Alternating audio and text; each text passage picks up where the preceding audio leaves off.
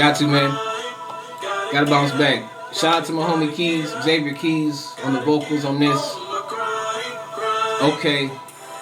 Honestly, they couldn't stop me if they wanted to. Gotta get up, go out and get it, and that's what I'm gonna do. I've been focused, I'm not hungry. Yo, I'm starving, dude. Grind mode with my team, we making these power moves. Honestly, they couldn't stop me if they wanted to. Gotta get up, go out and get it, and that's what I'm gonna do. I've been focused, I'm not hungry. Yo, I'm starving, dude. In grind mode with my team, we making these power moves.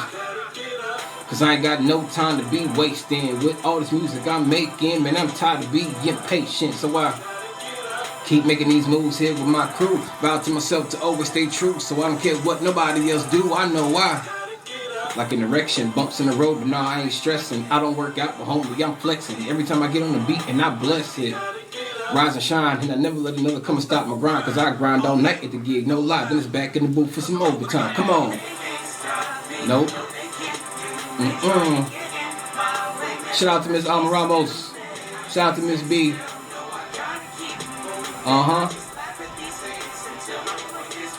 I said, hey. My mom told me to get them, so I don't care what y'all say. I just keep grinding.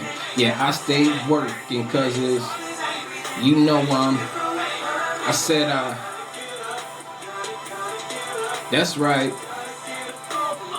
In the lab with a pen and a pad, let's ride. Make it look so easy, don't it make y'all mad? One thing I know, one thing is certain. I can't stop, won't stop, cause me and my team stay working. One thing I know, one thing is certain. Can't stop, won't stop, on the grind, getting mine, I'm working. No sleep.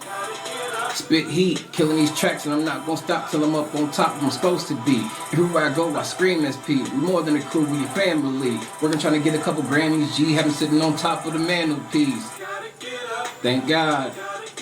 Go hard, they just mad cause I'm on my job. But where I'm from is to the ground to starve. And starving, I just can't do it.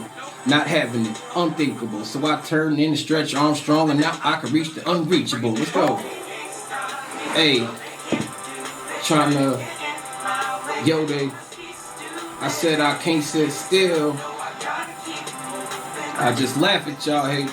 Cause yeah, hey, moms told me, so I don't. Let's go, I just keep. Yeah, I stay. Cause it's, you know, I said, that's right. In the lab with a pen and a pad, let's ride. Make it look so easy, don't it make you mad?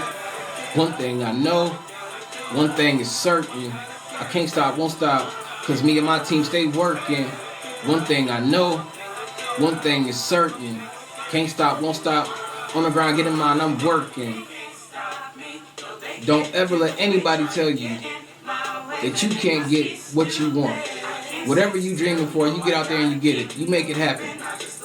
Never mind the haters. Real spill. Cause all day, always, get them. Yes sir. I'm grinding. Stay working. Hey, I said that's right. In the lab with a pen and a pad, let's ride. Make it look so easy, don't it make you mad? One thing I know, one thing is certain.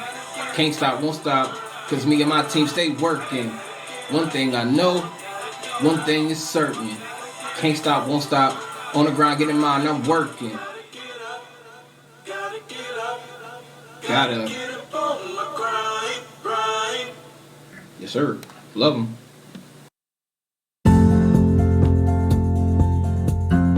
Rise and shine. Pour yourself a cup of coffee and tune in to Good Morning Aurora. News, weather, and really cool interviews. Monday through Friday from 8 to 9 a.m.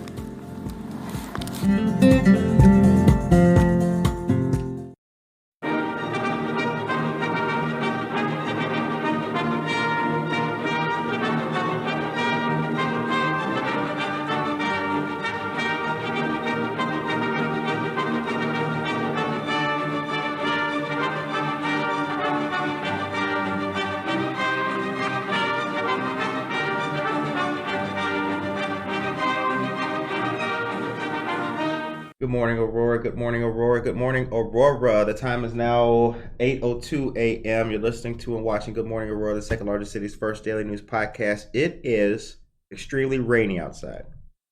So, I don't know who needs to hear this, but especially you young people, you want to look fly with your clothes and all that. You got the jeans with the rips and you did a lot of time in your outfit. Wear an umbrella. Bring an umbrella. I know what you're thinking. My dad has an umbrella. I don't want. Take an umbrella. Wear an umbrella. It helps for today. It's extremely rainy, but we like rain here. I have a great guest today. She likes rain too. I do. She likes rain. We both were talking about how much we love bad weather when we're at home chilling. Right, yeah. And then the storm can hit your shutters. But anyway, we've got a great guest today. My friend and yours. She is the director of Indivisible Aurora. She is a mom. She is a community leader and activist. She's also the front face of the Community Fridge Project, too, amongst other things. That trailer superlative leads only one person, Luma Webster. Hello, Luma. Hello. Yeah, give me a real clap. That's how we button. I'm feeling cozy. Okay. I feel fine. Yes, warm in here. Yeah, we got the heat on. Yes. Well, good to see you today. Same. We'll talk about the upcoming community vendor fair coinciding with the Pride Parade. We'll talk about the activities that Indivisible Aurora has been up to. But before we do all that, Katie L. Simpson Conklin, good morning to you. Larry Eichelberger, Jennifer Ryan Mason, Leo Zarco, and good morning to our friend Victoria Hala Maldonado. Another rainy day. Yes, it is. And yay for Indivisible Aurora. They already checking in. How about that? So I wanted to read this to you guys and then get Luma's perspective on this too. We talked about this shortly before the mic came on. But as I mentioned to you guys earlier this week, Cook County has a guaranteed income program with applications opening this fall. This will be a 2-year trial run with which the aim is to make it permanent. Listen to this. Applications for Cook County's $42 million direct cash assistance program open this fall. Touted as one of the nation's largest guaranteed income programs, Cook County plans to give $500 monthly payments to 3,250 residents for 2 years with the help of its federal American Rescue Plan Act dollars. Both city and suburban county residents can sign up for updates on applications that open later this year. According to Cook County Board President Tony Preckwinkle, she wanted to tamp down the critics who said that this might be welfare monies. Arguing that poor residents will take advantage of the government, as if $500 was going to change your life, like you're going to Aruba with that, that's right? barely paying for gas at this point. Seriously, so it continues. See, we already getting historically, both public and private institutions have been reluctant to directly invest in low-income people without significant restrictions. This red tape is not because of evidence, but rather based on how our society views people in poverty and questions about whether they have the character or the ability to make decisions for themselves. To put it plainly, this paternalistic view is both inaccurate and unhelpful, close quote. A survey showed that a previous smaller scale cash assistance program Cook County set up in the coronavirus pandemic resulted in, quote, a vast majority of the money being spent on food, housing, transportation, and medical costs.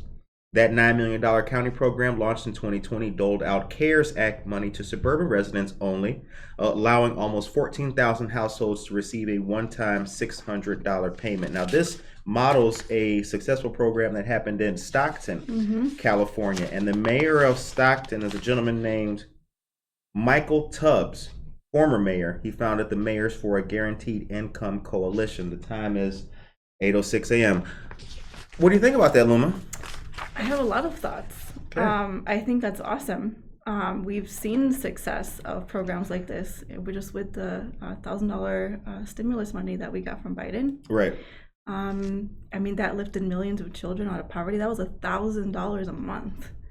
And I think we're still seeing research come out from that program I think all it says was that it was successful. Right. A lot of people spent that money on food, travel, and gas is expensive. I mean, Right. $500 is maybe enough to pay for gas for 2 weeks Right. at this point. And we don't know when gas prices are going to alleviate, if they're going to alleviate. I think some of that's, I mean, this is speculative, but it could be price gouging. And so when are we going to take control of that? But since the Biden administration ended that program, I've seen news of a lot of other cities, organizations across the country trying to implement something similar because they saw how successful it was. One of the ones that I mentioned right before we went live, it's actually called Advanced Peace, and they use that as a gun violence prevention. Advanced Peace? I think it's Advanced Peace, and they're also in California. So their program gives a stipend to people that they reached out to through their street outreach program. It's actually kind of multi-tiered. It's pretty cool. So they do street outreach, and so they identify individuals who want to get out of the system. They might have already been previously incarcerated. Whatever the case may be, they're trying to help them do better. So they get a stipend, and they also get to travel. So they get out of the city, they get out of their neighborhoods, and they get to experience the world. And it's been highly successful. Right. There's a lot of modeling going around, sort of what they were with what they were doing. But I think just in general would be useful. In Aurora, for example, we are seeing a little bit of gentrification. We are seeing, these 2 new apartment complex Hobbs building being redone. River and Galena. Yeah, and I believe both of these places were, their permit was contingent on being market value, which means there's no percentage of housing to cover people that might need public housing. Right. So, what does that look like for us? Rent costs are rising, gas prices are rising, wages stagnated. At some point, something's got to give. So I think programs like these are amazing. The time is 8:09 a.m. We have our friend Luma Webster of Indivisible Aurora on the show. I agree with you. I'm personally, we want to tackle homelessness. We want to be able to provide people with opportunities, and not only that, I'm of the mindset that what's better, right? I've seen nothing that's really better than this. And $500 is not a life-changing amount of money, but when you're struggling with bills, that $500 can mean the difference between eating and not eating, and that is monumental in your life. It could mean the difference between housed and not housed. Exactly. Yeah. Certainly. Yeah. All right. Tell us about Indivisible Aurora. What is Indivisible Aurora? Who are y'all? What's going on here? What is that? Oh my goodness. So I feel like that's a loaded question. Actually, KDL Simpson had one thing, and I'm sorry about this, but yes. KDL Simpson had a great point. Maybe that $500 helps someone get to work and keep their job. Yes. Absolutely, Katie. Yes. That's right. Yes. That's right. So IA, we have been around since like 2017. Okay. And in 2017, some of our original work was the Pride Parade. Okay. That was kind of the catalyst for future projects with IA, but for the most part, we do a lot of, I guess, what you would call like social justice work. Okay. We have done rallies in support of abortion rights. So like we did the Protect Choice rally pretty recently. That was on Eola and New York. That was on Eola, New York. Right. We have done rallies for immigrant rights. Okay. We have done interfaith rallies on immigrant rights. We've done, I'm trying to think, there's so many things. We did try at some point to pass a welcoming city ordinance with the city of Aurora. And that was in coalition with some other group of people. And then right now we do some work with the 1994 crime bill. Okay. So yes, we do. So if people don't know what that is, that was passed in 1994 by Bill Clinton as a response to the increase in violence. His solution at the time was to increase funding for policing and prisons, the 3 strikes laws, that sort of thing, to try to keep crime under control, as if it wasn't still another poverty housing problem. Sure. So what we do with that is, we educate people with, again, this is in coalition with other groups in Illinois. This is the People's Coalition for Safety and Freedom. I'm trying to remember the names of the groups. We have Live Free, Fully Free, IAA, Challenge to Change. And there's another group. Good Morning Aurora was there, but we was in the background. We was back there by the snacks. So part of the work that we do with that is just kind of teaching people about the crime bill. Sure. Educate them on that. Educate them on massive people's movements. So, what that looked like. We talk about the Zapatista movement, for example, what that looked like. And then in that education, we also want to ask people what they want to see for themselves in the future. Most of the people that we worked with were previously incarcerated, people that were system impacted. So we asked them, what would you like to change about this bill? A lot of that comes into, one of the things that was mentioned was guaranteed income. Right. Guaranteed housing, more accessibility to jobs, job training, things like that. So ultimately, at the end, what we would like to do is, with this program, is create a bill that will be promoted by different organizations nationwide to try and repeal and replace the 1994 crime bill. Okay. Yeah. So all of an Indivisible Aurora's activities are in the social justice framework. Social justice framework, yeah. So, immigrant rights work, the Aurora Rapid Response Team, which is a separate nonprofit, was kind of born out of that. Shout out. Our friend Sandra, Sandy Gonzalez.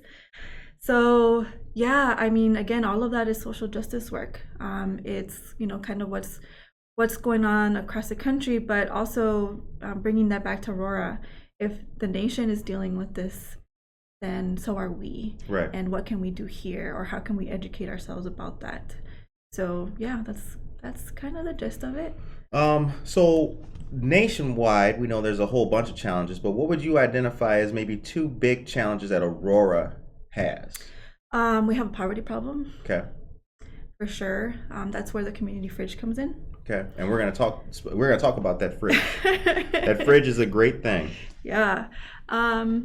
And it may be not so much a problem right now, but I feel like it could be a future problem, is that we have a problem with housing and gentrification. Okay. So I think we need to start thinking about ways that we can deal with that, ways that we can mitigate it in the future. Okay. There's lots of ways that they can do that. We can, I don't think, I've been trying to get this answer, but I'm not sure how many and how protective tenants laws are in Aurora. So what does that look like? We have tons and tons of apartments in Aurora, but how are they? Are they well taken care of? Mm-hmm. Are the people living well? Are we seeing rent hikes, especially rent hikes that are unwarranted? Right. Because we're seeing that across the country, and it's displacing people. So how can we mitigate that problem in Aurora? I had a conversation not that long ago. So we just talked about the 2 developments that are coming. Mm-hmm. The Hobbs building, that's the Galena and River Street. Mm-hmm. And then there's the Terminal building, which is New York and Galena, mm-hmm. right there. Both of those are going to be luxury apartments. Mm-hmm. And like the floor plan is, I can't remember the prices, but studios and 1 bedroom, maybe 1, 2 bedrooms. Here's a question though. Since they've been abandoned for so long, can't they just be luxury? Do they need to have affordable housing? Right? So that's the question. And somebody asked me that question, like, well, since they've been abandoned so long, what does it really matter? Now, I think it matters because it's housing in general, and we need affordable housing. But that's the question. Should it matter for those two properties? I mean, of course. Okay. When I recently did a focus group, or we participated in a focus group, and one of the questions was, when you think of Aurora, what do you think about? And the majority of the groups in attendance said that they think about it being culturally diverse. Culturally diverse, okay. Culturally diverse, and I think that's accurate. But what does cultural diversity mean? Well, for me, that means that we have a large Hispanic population that, maybe works under their means, working with the general minimum wage, which nationwide is $7.25 an hour, who work multiple jobs, who live in intergenerational housing, who are, seeing down the road, like we said, rent hikes. And if we want to keep that diversity in Aurora, if we want to keep welcoming people, then we need to think about what that looks like in the future. And housing is important. So how can we keep housing affordable for these people? How can we continue to build up Aurora in the vision of Aurora that we want to have, which includes rebuilding these old buildings, includes beautifying Aurora, but in a way that is inclusive and doesn't drive people out. I think that's something that we definitely need to think about, and it's a problem that we're going to have in the future if we don't try to address it now. But also just thinking about the fact that we all deserve good things. All of us deserve to have a nice place to live. Sure. Whether that's an apartment, a townhouse, a mobile home, a tiny home, doesn't matter. But we all deserve a nice place to live. Okay, all right. I concur with you, my dear friend. I concur with you. Norma Peterson, good morning to you. Diane Nitkowski Dolan, good morning to you as well. Tom Hebert, Bradley Clark, and Susan Mazio. Good morning to all of you great people. You're tuning in to Good Morning Aurora, the second largest city's first daily news podcast. Hi, y'all. How y'all doing? It is Friday, and we made it. We have our dear friend Luma Webster here from Indivisible Aurora. Now, Indivisible is a nationwide. Yes. So there's individual DuPage, individual other locations, right? Yes. Okay. Yes, but. But okay, let's have that but. Where's the but? So Indivisible National does a lot of work with politics, and they are progressive organization. Okay. Indivisible National supports a lot of indivisibles across the country, and there are hundreds of them. Right. So a lot of them do the work of making sure that we're electing progressive people into government offices. And this is where the but comes in. So a lot of these organizations are usually political in their denomination, meaning that there might be C4s, right? 501c4s. They might not have a tax status, which allows them to be political, which allows them to endorse candidates and do that kind of work. Right, because you are not to do that as a nonprofit. We are not. Right. So Indivisible Aurora is a C3. We are limited in the amount of lobbying that we can do. Right. So the reason, though, was because of the Pride Parade. We wanted to kind of encapsulate and bring more people into the fundraising for the Pride Parade. And so initially, I guess at the time, the decision was to be a C3, which does limit us. So we cannot participate in the same type of political lobbying, or as much of the same type of political lobbying as other indivisibles might. Right. So to address some of that, we did create like sort of a sister organization, which is Change Indivisible Aurora. It's more like Change Indivisible Aurora Action, which is our C4. But we're still building that up. It's still kind of forming its foundation. So, yeah. All right.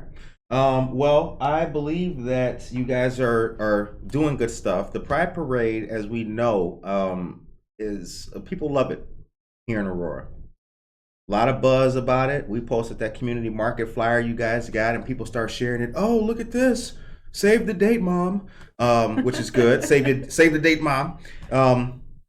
However, and this is something that I'm happy to talk to you about because it has. So I'll come at you this way about it. Mm-hmm. The pushback. Mm-hmm.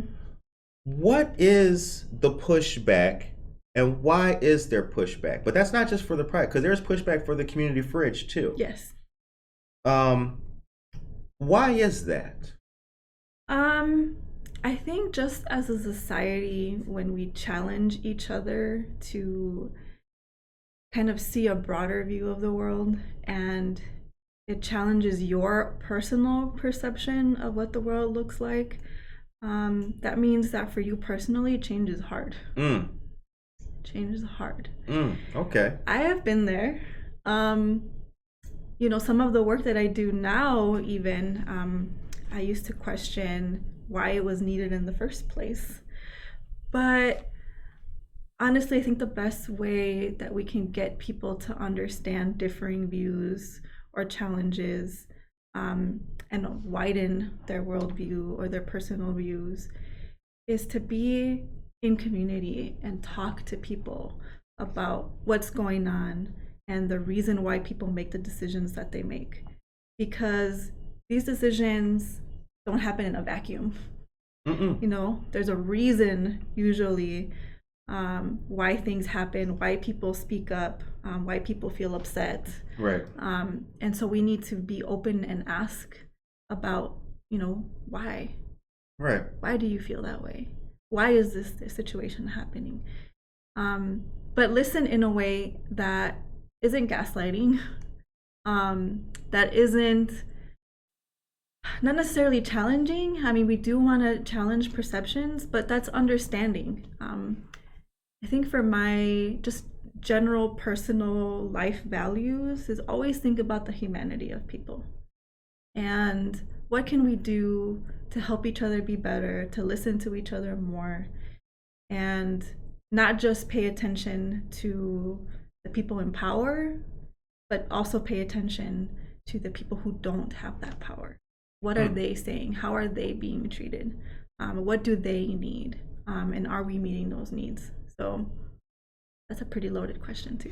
Well, that was a good answer though. That was a good answer. The time is 8:24 a.m. Our dear friend Anna says, Curtis, I'd love to connect with Luma and see how Spots on the Fox can support their efforts. That may be a good fit to join our community too. Yes. Good morning to you, Anna. Good to see you, Yes. dear friend. We will put you in contact. Lisa is here, our dear friend Lisa. Good morning, GMA. Remember the Fallen this weekend as you barbecue. Thank you very much for that. Karina Suarez Darden, Presidential Cleaning. They are here too. Good to see you. Maria Chirito, Jasmine, Aisha Saxon, Erolav Tranum. Good morning to all of you great people. All right, we're going to go to a brief commercial here because remember I was telling you, Papers. Yes. Papers. We got to deliver some of this local stuff. And then we're going to come right back and then we're going to detail the history of the community fridge. Okay. How it started, how you identified the need, and how it was working with the person that allowed you to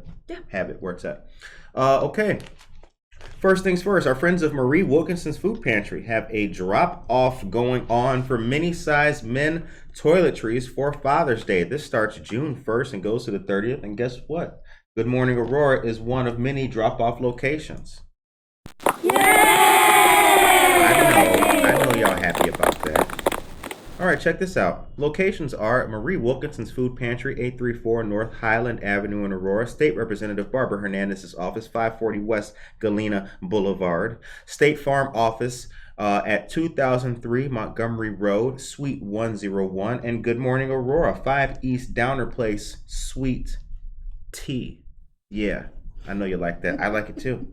For more information, you can contact our dear friend Christina Campos at relations@mwfoodpantry.org. I'll put that in the chat when I have a moment. Brad Woody, good morning to you. Get your toiletries on for Father's Day. Get dad some razors, shaving cream, deodorant. What dad doesn't have deodorant? Yikes! Some of y'all got funky dads. All right. Our dear friends of the Aurora American Legion Band are performing a free concert for Memorial Day weekend. This is going to take place the 28th, which is tomorrow. And it'll be at West Aurora High School starting at 3 p.m. The American Legion Band has partnered with American Legion Post 84, the Roosevelt Post. Shout out to our dear friends Mike Eckberg, Stephanie Kifowitz, and the rest of the members of that great post. John Montesanto, great photographer. Okay, the band has been in rehearsal during the winter and spring to prepare for its 85th season. This concert's being hosted to honor service members currently serving around the globe. Quote, in 1937, a pair of World War I veterans from Roosevelt Post 84 formed a cadet band comprising of high school musicians. It is our honor to host the band's first concert post-pandemic and bring back the patriotic songs that everyone in the community will enjoy. That's from Post Commander Mike Eckberg. It's a long way to Tipperary. You know. Yes. I'll play that when I get home. Anyway, last but not least, early voting is underway here in Aurora. There is a voter place right around the corner from us. It is 5 East Downer Place, Suite F. That's the Kane County Clerk's office.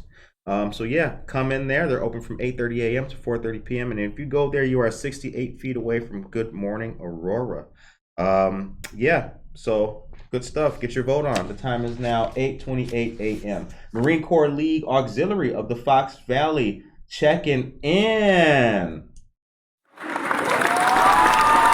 Shout out to the Marines. Okay, but back to this kitchen. Or not kind of kitchen, say fridge, yeah. Y'all should put a kitchen out there. Brothers out there barbecuing. There's a thought. There's a thought, and I'll talk about that in a second. Can we get some more charcoal, y'all? Got the hot dogs. Right. You? So anyway, let's talk about the community fridge. How did it start? I know that the need is to feed people. Yes.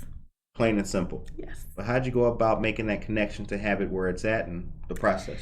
So, I don't know about you, but I'm around downtown Aurora pretty often. Mm-hmm. And driving down Galena, you're driving down 31, you're driving down Broadway, and you always see people just kind of hanging around. And I've helped some of those people, for years now, and I always thought that there has to be something else to do, Right. Acid House is amazing. They do great work. But there's something missing, and that was kind of the thought. So initially with IA, we had a research group. And one of the topics that we were researching was poverty. And immediately, one of the projects that came up was community fridge. And so we kind of did some research into it and decided that for us, that seemed like something that we could do, right. Something that we could pull off. The only obstacle was a host, having somebody willing to have this fridge on their property. So because we are so local, IA in general and myself, and Aurora being such a tight-knit community, we just started reaching out to people. And one of the first people that we reached out to was Cody. Shout out to Cody from Indiro Coffee. And immediately he said yes. He said, "What do you need? How do we pull this off?" And I said, "Well, we've got everything. I just need you to say yes." Yeah, exactly. And he's like, "Okay, well, done." So my husband built the shelter for the fridge. We purchased the fridge with donation money, and we partnered with the Interfaith Food Pantry. Okay. So so we launched in December, I think December 4th. The first 2 or 3 weeks, we got over 1,000 pounds of food given away. Doesn't that sound insane? Mm-hmm. And so the concept of the fridge in general, there's a motto, is take what you need, leave what you can. Right. It's a mutual aid project. It's a community-based project. We help each other. So we asked the community for donations. We asked the community for homemade food, sandwiches. Okay. We have a big population, unhoused population in Aurora that doesn't have access to a kitchen. Right. And so things like sandwiches and soups are perfect for them because it's just grab and go. We do get a lot of just general groceries, canned food. We also take in frozen raw meats that we keep in the freezer section only. And people come and shop our fridge, and we try to organize it in a way as if they are going shopping. When you go to a grocery store, right, you walk in, everything's like nice and tidy and shelved, oh, yeah, and categorized, yep. and organized. Looks good, yeah, and everything looks nice. We want them to have that same experience. Mm-hmm. You come to the fridge and you check out the pantry, and everything's like nicely lined up. Everything looks good. You open the fridge and everything's like organized by shelf. Again, it go back to that theme of acknowledging people's humanity, even if you are unhoused. Right. And actually, surprise, surprise, some of the people that we serve with the fridge are actually not unhoused. We've served people who walk the Fox Trail right there because you walk by and just grab a sandwich. Yeah, it's it's nice right there. Too. Yep. Grab a bottle of water, grab a yogurt, and that's perfect because that's just what we want to do. You might be out for a walk, but maybe you can't afford to get a meal. You can't right. afford to actually go in the Endear and get a coffee that day, but you can walk up to the fridge and get a drink of water. Right. A lot of the people that we've talked to have mentioned the need for access to kitchens. It is a conversation that we have had with the public library, mm-hmm. And with a couple other organizations to figure out a way to perhaps make that happen. Okay. Free space where people can just walk in and cook food. How awesome would that be? That would be. It had to be in somewhat proximity to the kitchen, to the fridge, though, I think, right? Not necessarily. If it were its own project, we could provide food for people to cook, similar to the way that we pick up food from the pantry to put in the fridge. Oh, okay, yeah. So, there would be ways to figure it out. But no such thing exists in Illinois. Right. I think there is one in California. It's like Southern California, and I'm gonna forget the name. It was actually started by a chef who used to be unhoused, and that was one of his biggest needs. So he used his own funds to create this kitchen space. Oh, nice. He also does cook training, so he'll teach people how to cook foods and like professional foods. Nice. It's pretty cool. So in general, right now we're at a point where we serve maybe between 300 and 500 pounds of food a month. Okay. Since the inauguration of it, and for the most part, it's gotten pretty good reception. We've had lots and lots of people reach out to donate. We had lots of people reach out to donate, especially over the winter. We have some harsh winters. We needed things like hand warmers, blankets, tarps, and community provided. We got people dropping stuff, multiple times a day, and they were gone. And by the end of the season, sometimes we do get to talk to the people who use the fridge, and so they'll tell us, that was an awesome thing that you did for us, or that was a need that I had, but I didn't even know that I needed it, or whatever the reason may be. Mm-hmm. But we're getting good feedback from our fridge users. Tell me about the community market. Community market. So if y'all remember, I think this was in 2018 or 2019. I don't know. Time is relative now. Pandemic screwed everything. Yeah, for real. Who, right? BC, before seriously. COVID. Yeah. It's hard to remember those things.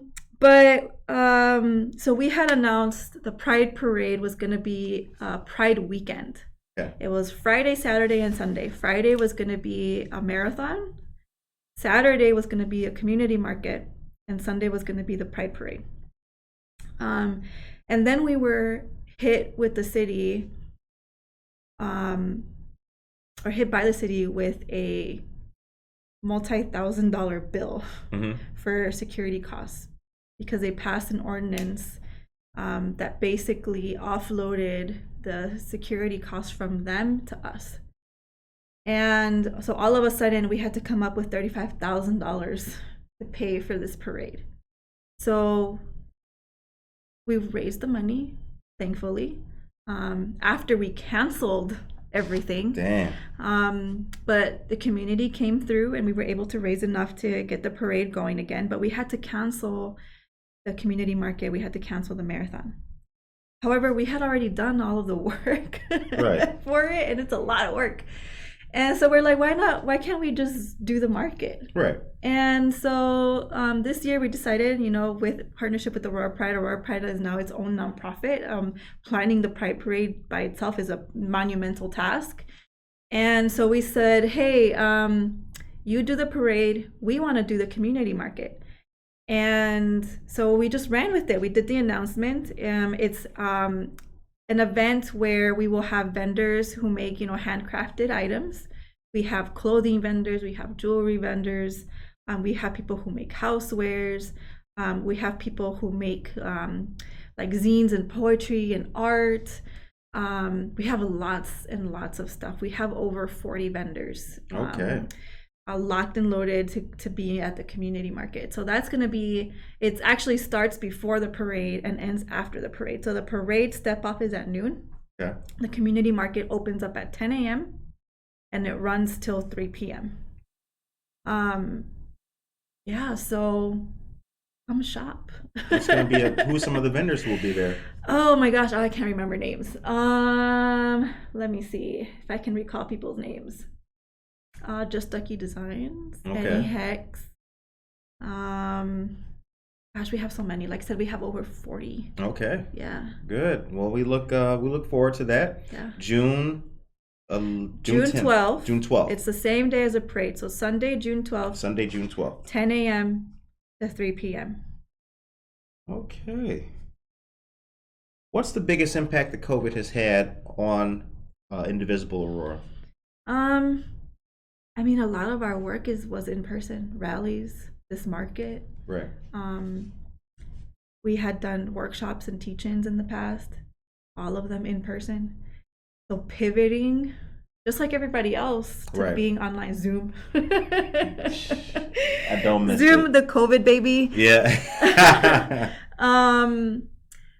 We did live streams. So a lot of our educational work, we just switched to doing live streams. So if you go on our Facebook page and you click on videos, we have tons and tons where we did different community conversations.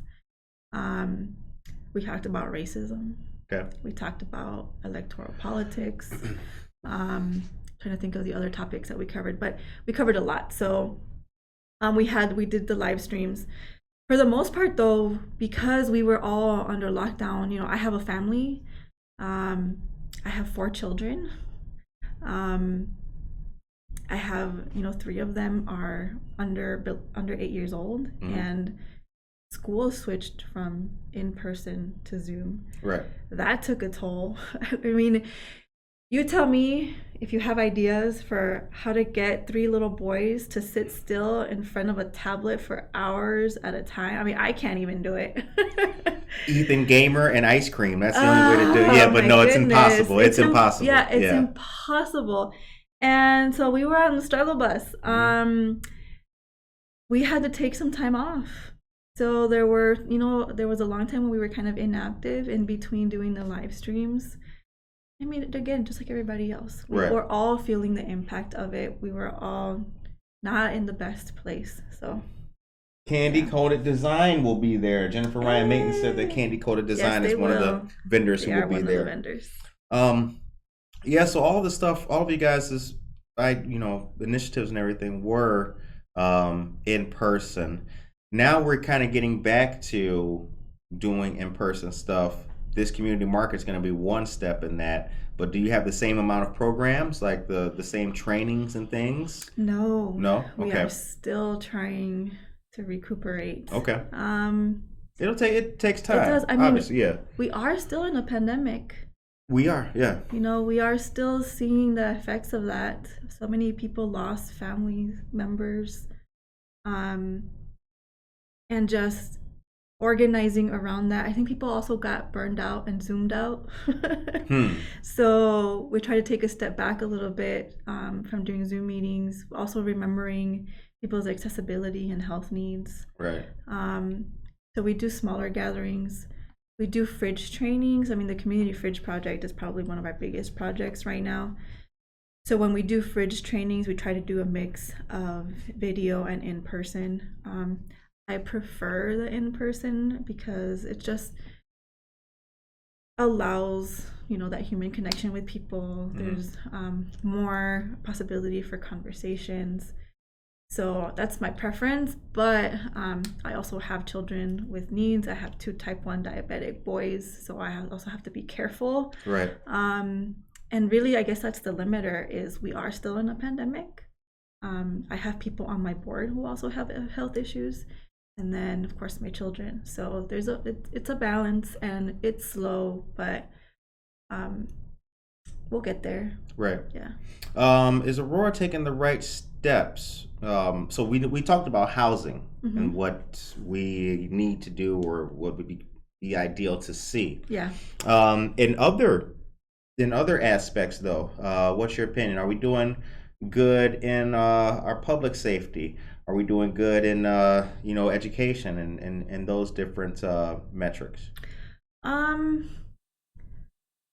I think so. I mean, and for the record, I know that you're not like on the the board of education or the board of this and that, but I ask because like the services that you do, or the programs that you guys have touch on some of those areas. I mean, you'll meet somebody who maybe slipped through the cracks. So Yeah, I mean, well, I'll tell you about, so one of the projects that we got invited to, actually, and funny because I don't even know how our name came up. So the state passed legislation last year. It's the Gun Violence Prevention Act. Right. That is managed through the Illinois Department of Public Health. And part of that bill gave them I might be wrong, so excuse me if I'm wrong. I don't remember exactly, might have to go do a little Google search. But I think it's $250 million in funding for this program. And so what the state is doing is, actually it's multi-tiered. So they have opened state funding, so you can apply for grants to get access to this money. And they also created different advisory boards based on the gun violence numbers, like statistics. Aurora is on that list. We are one of these councils that got created, and I was selected to be a part of it. And so part of our job with that work is to say, what can we do to help prevent gun violence in Aurora? And out of these meetings, just in conversation with other organizations, I mean, I've talked to, I think you had Simon here yesterday. I did, yeah. So conversations with him about what the Youth and Senior Services Department is doing, especially with their summer programming and any future programming in general. And I mean, that's amazing. It's such an endeavor to do something like that. But it's also hard to get the funding and the people to do something like that. Right. But just in general, in conversations with the state under this council, one thing that we do really good in Aurora, or we do really well in Aurora, is we have access to services all over the place. We are a caring community. We want to take care of each other. Right. And when we see a need, we want to fill it. And so there's a multitude of services around Aurora that can help, for a multitude of different reasons. And so that's amazing. That's something that we do really well. And so we're in conversations with the state to try and figure out how we can either partner with these organizations to expand on their programming, perhaps do focus groups with our youth to ask them what they need, right, in order to prevent them from participating in gun violence. Partnering with potentially APD to get some programming out, to get guns out of the streets, whatever it takes at this point. So, we're looking at stuff like that. And so I think just in general, there's a willingness in Aurorans to get work done and to help each other. Oh, I like that. Glad to hear that. All right, so that's that. Now the time is 8:47. Holy cow, time be flying. Time be flying on this show. What's the future look like for Indivisible Aurora? What's the 5-year plan? Oh goodness. I would love to bring back our research group. Okay. I had to squash it because right when we finished implementing the community fridge, my second child was diagnosed with type 1 diabetes, and he was like six years old at the time, 5 years old at the time, and it took a toll. So I couldn't manage the group anymore. But I would like to bring that back because we need, the research information. We need to look out into what other people are doing and what we could potentially do to bring programming for plenty of areas. So we were looking at policing, advances in policing. We were looking at poverty, like I mentioned before. How can we address some of that? We were looking at housing as well. I've heard over the years through various conversations, people wanting to see tiny homes in Aurora. Yeah. Which I think is a fantastic idea, but it's a massive undertaking to do it the right way, especially if the reason why you want to do it is to help the unhoused community. Right. You need to tie services into that. And that's hard. That's a lot of work. That needs to be, it's kind of its own separate thing. So, but we could look into things like that and help people figure that out. I would like to do more civics education training in the future as well. One thing that we've run into, especially in the work that we've done to, for example, calling out city council for the riot gear purchase, especially when we wanted to fund youth and senior services. Some people were going to the city council meetings and they were asking us, what does it mean when, they're voting, when the aldermen are voting, like when they say, yay or nay or whatever, like that terminology. Or what does it mean when, you see the committee of the whole versus the city council meeting? Right. What do all these ordinances on paper, like how do those get approved? Like what's the process for that? Sometimes people don't even know what ward they live in. Right. And so, bringing education on that.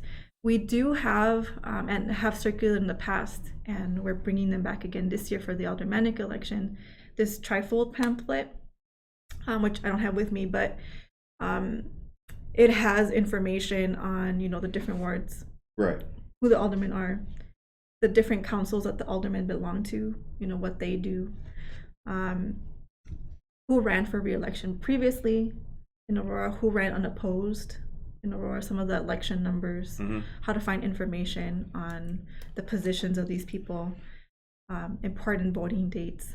And it's just a trifold, but it's got all of that information. And so we share that with the community so that people can be informed. But I would love to be able in the future to expand on that and actually have workshops and training for people. Because when was the last time you had government education? Probably in school. Maybe. Yeah. The last time I had government education, well, I got a lot of it interning for State Rep Hernandez. That was the last time I got government information. Yeah. But no, you're right. Nobody knows that. Nobody's being taught that. Yeah. And I mean, you could figure it out potentially. All that information is out there, but it's kind of here and there. Of course, yeah. Dispersed. And you have to seek it. Nobody's going to tell you that. Nobody's going to tell you that, And you could sit with your alderman and be like, hey man, I got these questions. But are they going to do that? I mean, they might for one person, but they're not going to do that for all the people. Yeah. So something like that in the future would be something that we would be interested in doing. Okay. So I would say that's probably the two biggest things. Part of the hard thing of planning for an organization like ours, especially when you deal with social justice issues, is that we actually have to be reactionary sometimes. We don't want to be. We want to be able to plan for and help mitigate some problems. But for the most part, unfortunately, we have to be reactionary for some things. Right. And that's hard to plan for. I mean, reactionary example was that Protect Choice rally. Right. You know, the fact that Roe v. Wade might not be protected.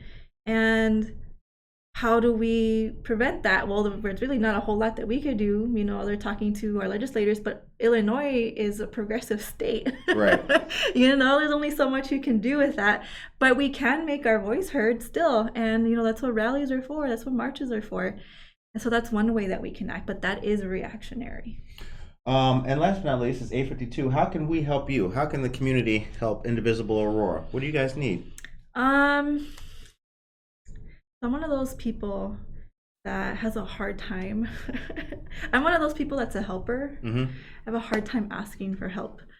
So contrary to what most people believe about nonprofits being needy and greedy, we actually don't do a really good job about asking for the things that we need. We could do better. But okay, so really what we need, volunteers. Okay. Volunteers, we have a second fridge that's going to be opening up in the fall. Okay. We are already working on the plans for that. We're working with a local Boy Scout troop, Eagle Scout troop. Okay. They're going to build the shelter for us. So we need volunteers to be fridge managers to help us take care of that. Okay. We need volunteers to help us with programming for that, events and things. We're doing a ice cream social, pay what you can. Okay. Ice cream social at Indiro Coffee for First Fridays in June. That's next week, I think. So planning for more events like that. We need funding. This one's the one that I struggle with because I'm always like, I hate asking people for money. Right. That's a poverty trauma thing. But yeah, we need funding. So one of the things that I would love to do is be able to, whenever the fridge, so the Interfaith Food Pantry provides for us during the week, but they're not open on the weekends. Right. And so sometimes we have to tap into our funds, especially if we notice that the fridge is going empty a lot more often that week. So we tap into our own funds to buy groceries for the fridge. And we have a limited amount of funds. We can't do that every month. So donations for food purchases would be amazing. And if people do that, if you go on so it's indivisibleaurora.org/donate, click the link, fill out the form. If you want to donate specifically for the community fridge, there's a comment section.